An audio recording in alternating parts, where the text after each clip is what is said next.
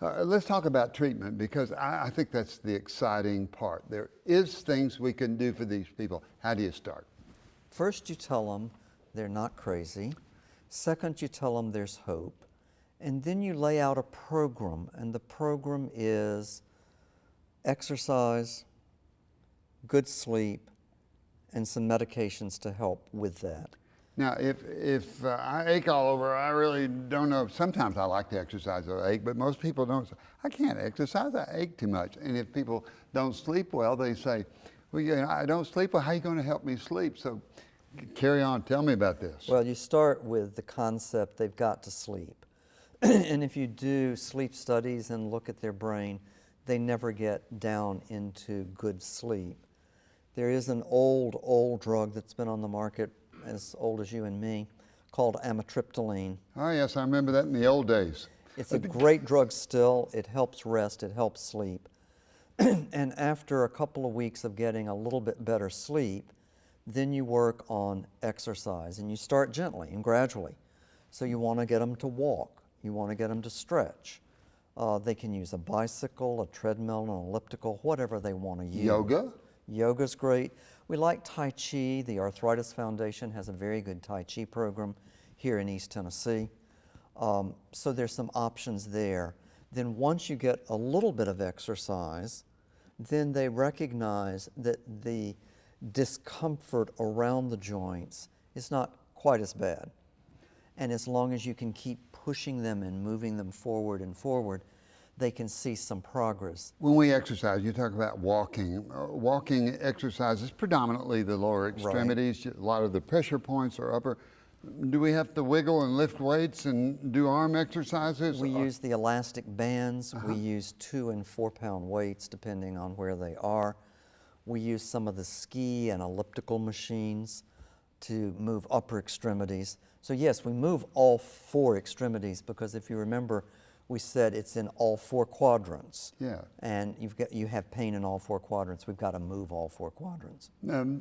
Twice a week, 7 days a week? Is there a pattern of exercise? I push for as much as I can get.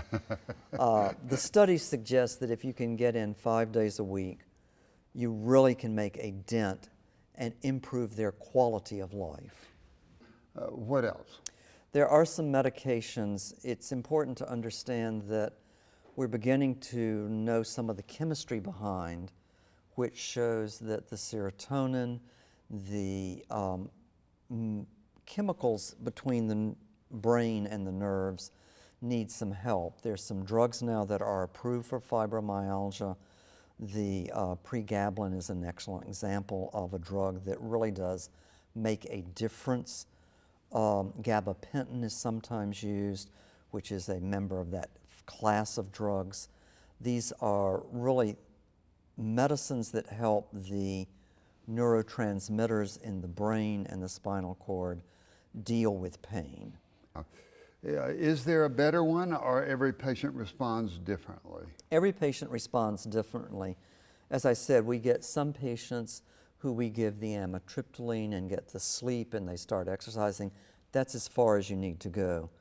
Others, you start there and they just can't get over that hump. You might move to the pregabalin, which is the Lyrica, or the gabapentin, which is the Neurontin type drugs. But you start here and you build up. The key thing you're trying to avoid is keeping them off of analgesic pain medicines, which is the easy way to cover pain. Sure. Because that's not a long-term answer. So helping people understand how to deal with pain, that helps them move forward. How do you do that? Do you have to have psychological assistance in there to teach people? I use a team, and I use the psychologist who can help patients understand there's some hint that people who have had physical trauma in the past are more prone to this.